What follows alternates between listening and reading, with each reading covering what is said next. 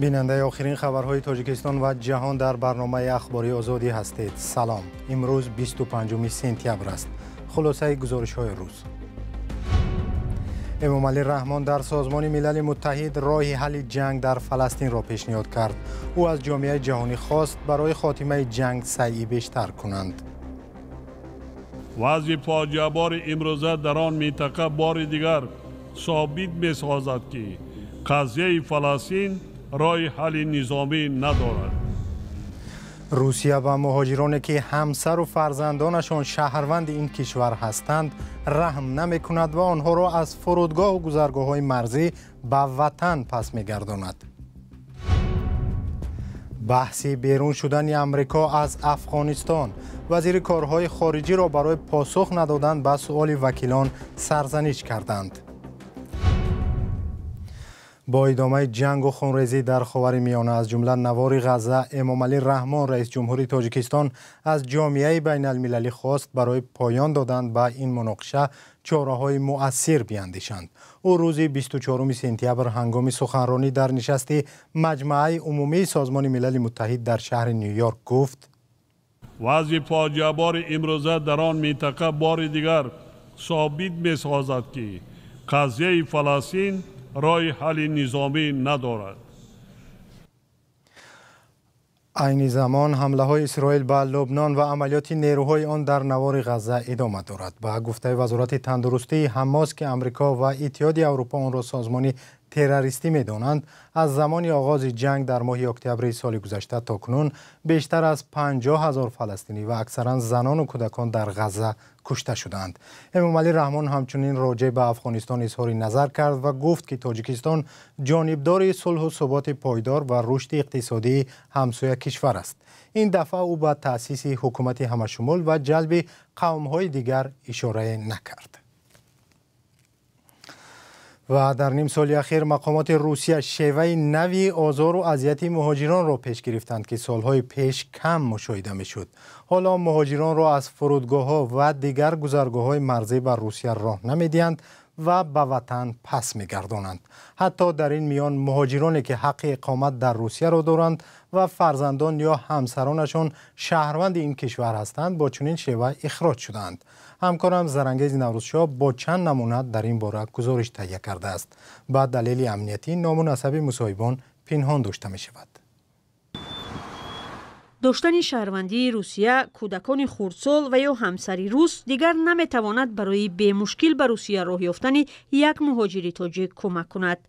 مسافران خط‌سیرهای تاجیکستان روسیه میگویند در فرودگاه قریب همه مهاجران تاجیک را نوابسته به وضع و شرایط و شناسنامه، من و ساعتها تفتیش میکنند. وقتی کسی آمد کرد به روسیه راه مییابد، دیگران برگردانیده میشوند. بعد از 5-6 ساعت آمدن بردن و گرفتن отпечатки палец, мазок, همین چیزا گرفتن. بعد 2 ساعت بعد آمدن گفتن خانه میری. من گفتم با چی خاطر میرم؟ گپ نزدن، یگان کس سخن نکرد. با چی خاطر؟ من گفتم عائله دارم، فرزندام است، با چی خاطر خیلی میکنیم. ادوکات هم چی کردم و هم نفهمیدم با چی خاطر کردگی. سعید را بعدی بازگشتش از تاجیکستان در مسکو مثل هزارها نفر ساعتها تفتیش کرده راندند.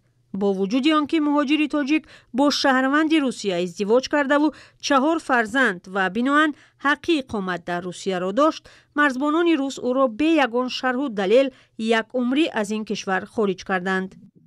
ما گفتم یگان جنایت کرده باشه، من تیار برای جواب دادن برای یگان چی نگفتم. گفتم ما یگان کار کردن. فعلا من در قزاقستان. تلاش مهاجر تاجیک برای وارد شدن به روسیه با واسطه قزاق و بلاروس هم به نتیجه بود. او را از فرودگاه میگرداندند. وی میگوید نمیداند دیگر کی فرزندانش را میبیند و چطور زندگی آنها را پیش میبرد. وارد شدن به روسیه برای مهاجران حالا مثل یک لاتاری شده است. در دست چپته هواپیما کسی نمیداند که به این کشور راه مییابد یا نه. در شبکه‌های اجتماعی تاجیکان از سفر خود و از در فرودگاه نقل می‌کنند و به همدیگر مشورت می‌دهند که باید چگونه رفتار و صحبت کرد. مثل گلاندام که ماه اوگوست با مسائل شخصی به روسیه سفر داشت و در صفحه‌اش از برخورد تند مقامات و ساکنان آن کشور قصه کرده است. او را 5 ساعت در فرودگاه پتربورگ نگه داشتند و تفتیش کردند. آنها ما را به یک گوشه بردند که تنگ بود و با لنت جدا کرده شده بود. آنجا حتی زنی بود که 4 کودک داشت و بسیار گریه می‌کردند. فقط به 2 یا 3 پیرانسال اجازه رفتن دادند. من استرس داشتم چون یگان بار به چنین حالت نافتیده بودم. می‌ترسیدم که مرا برمیگردانند. نام‌های ما را درست تلفظ کردن نمی‌توانستند. وقتی نام ما را می‌گرفتند ما نمی‌فهمیدیم که کی را می‌گویند. داد می‌زدند که شما نمی‌شنوید. این جوان تاجیک بعد از ساعت‌های انتظاری به روسیه راه یافت، اما میگوید مناسبت با او در بیرون از فرودگاه هم خوب نبود. به مسکو برای 1 روز آمده در مهمانخانه ایستادم. مأمور مهمانخانه اول با من خوب گپ زد. وقتی شناسنامه‌ام را دید چهرهش تغییر یافت. بعد دغلانه پرسید قید اقامتتان کجاست؟ ویزاتان کو؟ من حیران شده گفتم چی؟ بعد به خاطرش آمد که ما ویزا نداریم. به نقل مصاحبان ما در هر صورت آنهایی که زبان روسی را خوب می‌دانند و در فرودگاه با باور به سوال‌های مرزبانان پاسخ می‌دهند و نمی‌ترسند، شانس بیشتری وارد شدن به روسیه را دارند. در شبکه‌های اجتماعی هم برخی از تجربه خود به مهاجران مشورت دادند که ضمن این پرسش‌ها عصبانیت نشان ندهند و آرامانه پاسخ گویند.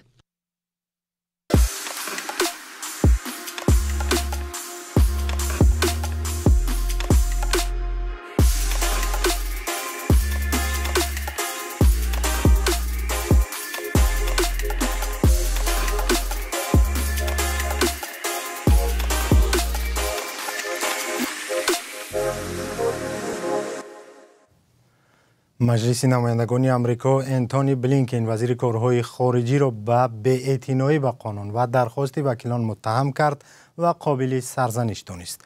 با گفته وکیلان بلینکن به سوال وکیلان درباره بیرون شدن نیروهای آمریکایی از خاک افغانستان پاسخهای کامل نداده است. نظامیان آمریکایی ماه آگوست سال 2021 از این کشور بیرون شدند و طالبان افغانستان را غصب کردند. همکارم کیومرث عطا گزارش صدای آمریکا را تقدیم می‌کند. 3 سال پیش امریکا نیروهایش را از افغانستان بیرون کرد.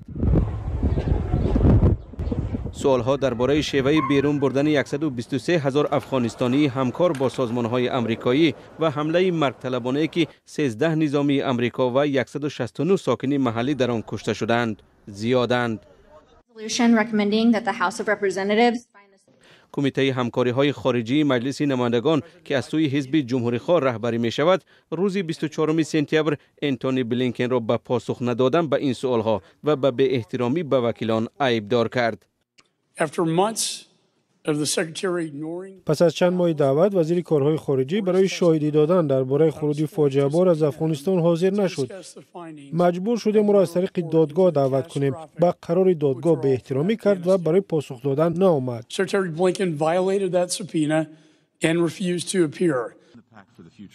بلینکن پیشتر برای پاسخ دادن به سؤال وکیلان درباره خروج از افغانستان حاضر شده بود، ولی این دفعه با دلیل سفرهایش به خاورمیانه نتوانست به مجلس نمایندگان بیاید. آنها نباید وقتی را برای پاسخ دادن تعیین کنند. وزیر کارهای خارجه در مجلس شورای امنیت هست یا برای گفتگو بر سر آتش بس به خاورمیانه سفر کرده است.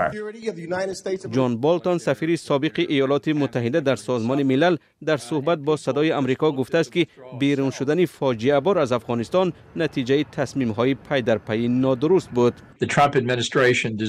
مأموریت ترامپ را برای سازش با طالبان باید تنقید کرد. این خطای یکم بود، ولی همراه نکردن حکومت افغانستان با گفتگو خطای فاجعه بار بود. بایدن هم خطا کرد که سازش ترامپ با طالبان را قبول کرد. او امکان داشت که رد کند. با بیرون شدن نظامیان امریکا، گروه طالبان پره افغانستان را اشغال کرد. حکومت این گروه را هیچ کشور به رسمیت نمیشناسد و جامعه جهانی طالبان را برای نقض حقوق شهروندان سخت تنقید میکند. چند روز اخیر در پی حمله‌های هوایی روسیه به ولایت خارکوف اوکراین دست کم 15 نفر از جمله کودکان زخمی شدند. یکی از شاهدان این حمله‌ها قهرمانی نوبتی برنامه روزگار مهاجر است که 2.5 سال می شود حیات آسایش‌تر را در اوکراین ندیده است و تلاش دارد در این دشواری‌ها به مردم آسیب دیده کمک رساند. مصاحب من گفت تا آمدن به اوکراین در خردسالی شاهد جنگ شهروندی در تاجیکستان شده بود. عذاب و گرسنگی و غریبی آن زمان از خاطرش زدوده نگردیده داغ جنگ در اوکراین زخمهایش را بیشتر کرد. زیرا عزیزترین شخص مادرش را از او گرفت، زندگیش را به هم زد و تجارتش را از بین برد. بازار ما 120 هکتار بود. 120 هکتار مقصد همه باشتی ممکن 30% مون دیگه همش یکسان کردن. بینندگان عزیز، برنامه روزگار مهاجر با شرکت محمد رحیم خالف تاجیک مقیم خارکوف اوکراین روز شنبه 28 سپتامبر در همین کانال آزادی ویدیو در یوتیوب، وبسایت رادیو آزادی و اینستاگرام و فیسبوک نشر می شود. و گزارش داریم از جنوبی تاجیکستان درباره دسته فوتبالی که چند سال پیش پیدا شد و تا به لیگ عالی راه یافت ولی حالا در راستای از بین رفتن است. گپ درباره دسته فوتبال فیضکند در ناحیه واسه می رود که امسال به لیگ عالی فوتبال تاجیکستان راه نیافت و احتمال سال آخری حضورش در صحنه فوتبال را پشت سر می کند. محمود جان رحمتزاده در این باره گزارش دارد. دسته فوتبال فیضکند از ناحیه واسه پس از یک قطار ناکامی‌ها در لیگ عالی فوتبال تاجیکستان حالا به لیگ یکم افتاد. این تیم سال گذشته در لیگ عالی تاجیکستان بازی میکرد و حتی در رقابت با دسته‌های پرقوت توانست جای پنجم را گیرد. با وجود این در آغاز موسم فوتبال سال 2024 نارسایی مبلغ و سرپرست این دسته محلی را پراکنده کرد. ولی با دستگیری مالی حکومت محلی دسته توانست در لیگ یکم تاجیکستان باقی ماند. رئیس ناحیه واسه جمشید شریفزاده اظهار داشت که توان امکان کمک مالیوی خود را به این کلوب ادامه می‌دهند. در حقیقت خاصا در لیگ عالی بازی می‌کرد. خب با لیگ یکم داشت و در لیگ یکم دو کمال هم کمال فصل داره مبلغی که در لیگ عالی میشه اونم چرا میگه که تحصیل کرده از طرف مقامات ایجاد دولتی ناحیه واسه تحصیل کرده این کمال رو نگاه کرده.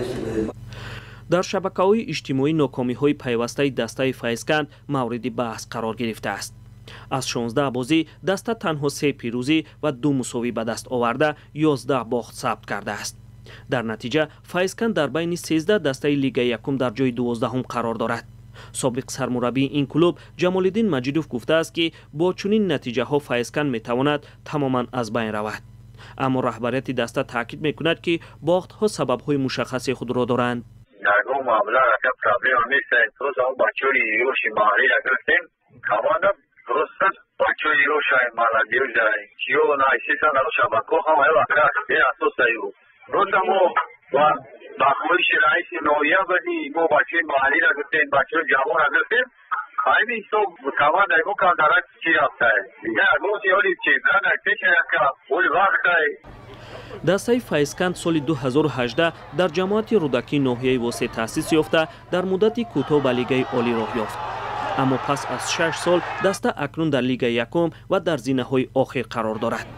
رئیس ناحیه واسه میگوید که نبودی مبلغ و سرپرست سبب اصلی پایان رفتن دسته به لیگ یکم شد. در حال حاضر در ناحیه واسه 2 دسته هولبوک و فیضکند در لیگ یکم بازی میکنند. دسته هولبوک با راهبری سرخطیب ناحیه در زینه دوم جدول لیگ یکم قرار دارد و توجه حکومت محلی نیز بیشتر به این دسته روانه شده است. این باری اول نیست که دسته های فوتبال با مشکلات مالی روبرو می شوند. مشکلات مبلغ گذاری دسته ها در اکثر حالت ها شفاف نبوده به منفعت های شخصی و گروهی پیوند دارند. بعضا حتی نشانه های فساد را نیز در بر می گیرند. برنامه اخباری آزادی به پایان رسید ولی شما خبرهای نو و بیشتر را از وبسایت آزادی آرگ و صفحه های رادیو آزادی در فیسبوک، اینستاگرام، شبکه ایکس و تلگرام و تیک تاک و یوتیوب پیدا کنید. اگر شما هم خبری دارید با ما بفرستید، تحقیق میکنیم، درست بود نشر می شود و دیگران هم خبردار می شوند. تا برنامه های دیگر، خدا نگهدار شما بود.